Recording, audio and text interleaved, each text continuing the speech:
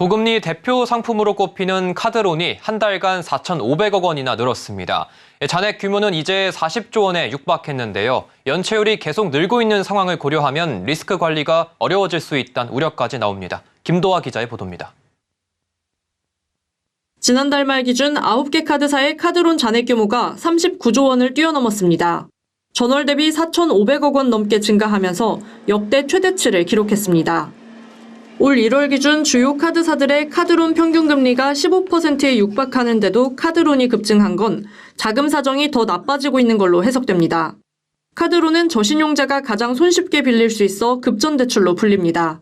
지난해 하반기부터 저축은행들이 대출 문턱을 높이면서 카드론으로 대거 몰리고 있는 분위기입니다. 우려스러운 건 카드론 금리가 조달 금리인 여전체 3년물 금리를 쓰고 있어 앞으로 금리가 더 오를 가능성이 높아서입니다.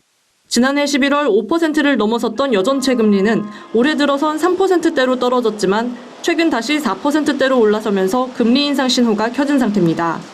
문제는 연체율인데 전체 금융권 가운데 유독 카드 부문에서도 두드러지게 나타나고 있습니다. 지난해 3분기 말 기준으로 8개 전업카드사의 평균 연체율은 1.67%, 연체 총액은 2조 516억 원으로 1년 전 같은 분기와 비교해 53.1%나 늘었습니다. 이 가운데 카드론 연체율은 별도로 집계하지 않았지만 업계에선 심각한 수준으로 바라보고 있습니다. 지난해 11월 여신금융협회가 집계한 카드론 대환대출로 해석이 가능한데 대환대출 잔액은 1조 5,960억 원으로 1년 전보다 50% 이상 늘었습니다. 카드론은 중저신용자가 이용해 다중채무가 많다는 점 때문에 위험 예측도 어려워 리스크 관리가 힘들 수 있다는 관측도 나옵니다.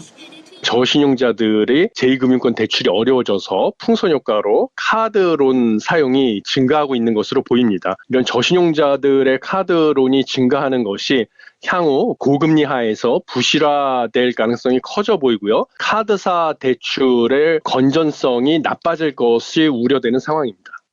금융당국이 이달 중으로 스트레스 DSR 제도를 도입하는데 여기에는 카드 대출 서비스는 포함하지 않아 카드 대출 풍선 효과는 더 커질 가능성도 나옵니다. 서울경제TV 김도하입니다.